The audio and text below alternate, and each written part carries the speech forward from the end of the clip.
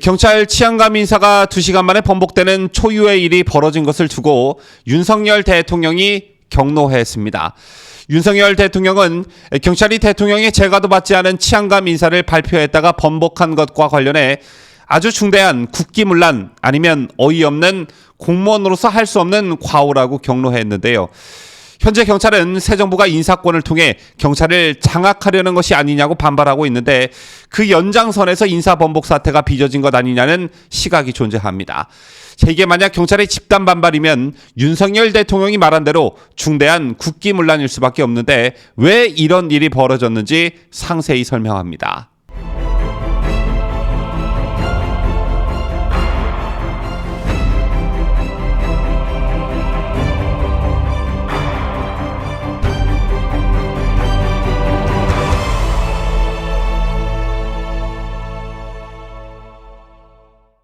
시청자 여러분 안녕하십니까? 뉴스데일리 베스트 시작합니다.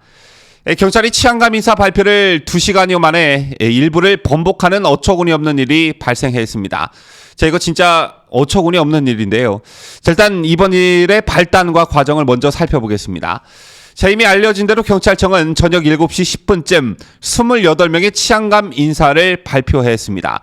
참고로 치안감은 경찰 직급 중 세 번째로 높은 서열로 14만 경찰 중 30명뿐인데요. 이들에 대한 승진 전보 인사를 발표한 것입니다. 고위직 인사 발표는 대체로 발령일 최소 24시간 전, 즉 하루 전에 했으나 이번엔 어찌된 일인지 밤중에 인사를 발표했고 때문에 대상자들은 이임식도 없이 짐을 싸느라 한바탕 소동을 벌였다고 합니다. 게다가 인사 발표 2시간여 만에 대상자 중 7명의 인사를 번복하면서 더 논란이 커진 것인데요. 경찰은 처음에는 인사실무자의 착오라고 했다가 행안부와 협의 중이던 안을 최종안으로 잘못 보냈다고 말을 바꿨습니다. 이에 이상민 행안부 장관은 대통령 결재가 나기 전에 경찰이 인사안을 공개했다며 착오였다는 경찰의 주장에 의도가 다분했음을 시사했는데요. 그렇다면 치안감에 대한 인사는 어떤 과정을 거쳐 발표될까요? 시도경찰청장급에 해당하는 치안감은 경찰청장 추천과 행전안전부 장관의 제청, 대통령 재가를 거쳐서 임명이 됩니다. 이런 과정을 거쳐 인사안이 최종 결정이 되면 경찰청장이 행안부에서 받아서 발표합니다. 그런데 행안부에 파견된 치안정책관이 최종안 이전 단계인 인사안을 보내주는 바람에 혼선이 빚어졌다는 것이 경찰청의 설명입니다. 즉 실무자의 실수라는 그런 취지인데 정상적인 정부기관에서는 일어날 수 없는 황당한 일이 벌어진 것이죠. 때문에 이런 일이 일어난 배경에 행안부와 경찰 간 현재 벌어지고 있는 갈등에 주목하는 기류가 역력합니다. 21일 행안부가 경찰에 대한 통제를 강화하는 내용의 경찰제도 개선자문위원회 권고안이 나오면서 경찰은 거세게 반발했고 이런 상황에서 이 장관이 21일 오후 귀국하자마자 치안감 인사가 단행이 됐죠. 때문에 이번 인사 사고가 실수를 가장한 경찰의 집단 반발이 아니냐는 것입니다. 이에 윤석열 대통령이 오늘 크게 격노했습니다. 오늘 출근길에 아주 중대한 국기문란이라는 표현을 썼는데요. 윤 대통령은 오늘 오전 용산 집무실에 출근하면서 기자들과 만나 아직 대통령 재가도 나지 않고 행정안전부에서 검토해서 대통령에게 의견도 내지 않은 상태에서 그런 인사가 밖으로 유출됐다며 또 이것이 언론에 마치 인사가 번복된 것처럼 나간 것이라고 말했습니다. 그러면서 말이 안 되는 일이고 이것은 어떻게 보면 국기문란일 수도 있다며 인사권자는 대통령이라고 목소리를 높였습니다. 또한 윤 대통령은 저는 황당한 이런 상황을 보고 언론에서 마치 무슨 치안감 인사가 번복됐다고 하는데 번복된 적이 없다며 저는 행안부에서 나름 검토를 해서 올라온 대로 재가를 했다고 이렇게 말했습니다. 즉 결코 인사 번복이 아님을 강조한 것이죠. 오늘 윤 대통령은 행안부 내 경찰국 신설을 둘러싼 경찰의 반발에 대해서도 경찰보다 중립성과 독립성이 강하게 요구되는 검사 조직도 법무부에 검찰국을 잘 두고 있다 이렇게 반박했는데요. 이번 인사 사건과 관련해 조금 전에도 언급해 드렸다시피 행안부와 경찰의 갈등의 일환으로 보는 시각이 대부분입니다. 이번 논란에서 한 가지 분명한 건 행안부의 경찰 통제 시도를 두고 정부와 경찰이 대립 중에 있고 그런 불협화음이 인사번복 사태의 배경을 이루고 있다는 사실인데요. 그 핵심에는 경찰국 신설 논란이 자리하고 있습니다. 정부는 검찰 수사권 축소로 확대된 경찰권에 대한 통제 필요성을 경찰국 신설 사유로 내세우고 있는데 이에 경찰이 강하게 반발하고 있는 것입니다. 현재 좌파 성향 언론에선 이 같은 윤석열 정부의 움직임을 두고 경찰의 중립성 훼손이다, 윤석열 정부의 경찰 장악 시도이다, 이런 취지의 기사들을 남발하고 있는데 본질은 그게 아니죠.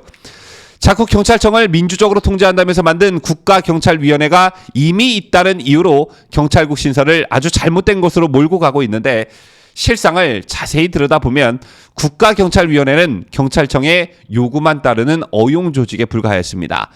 자, 그리고 절대 묵과해서는 안 될 게 윤석열 정부 들어 경찰과 관련해 크게 두 가지 환경이 바뀌었다는 점입니다. 그 첫째가 경찰을 사실상 통제했던 민정수석실이 폐지됐고요. 둘째, 검수완박으로 공룡경찰이라는 말이 나올 정도로 경찰의 권력과 권한은 막강해졌습니다. 그러니까 전에도 청와대 민정수석실에서 통제를 받았던 경찰이 행안부 통제는 안 된다고 반발하는 건 앞뒤가 맞지 않는 것이고요.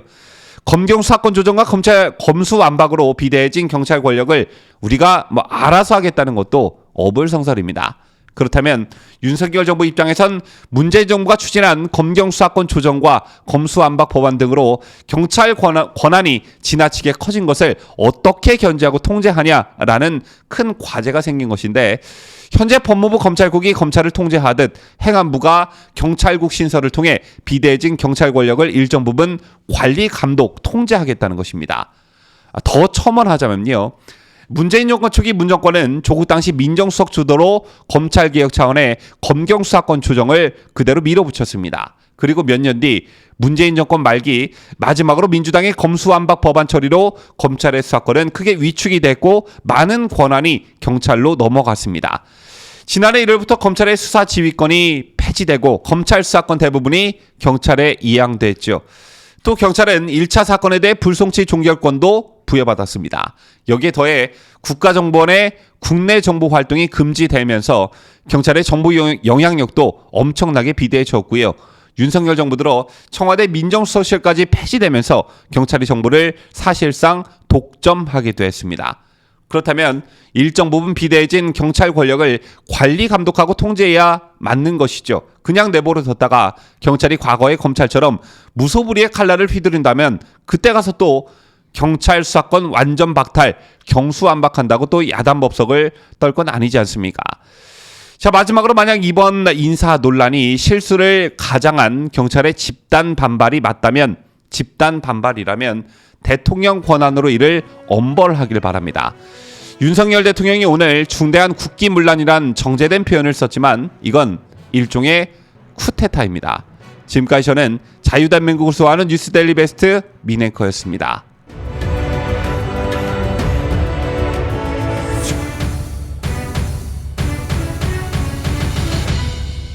함께해요. 뉴스데일리 베스트.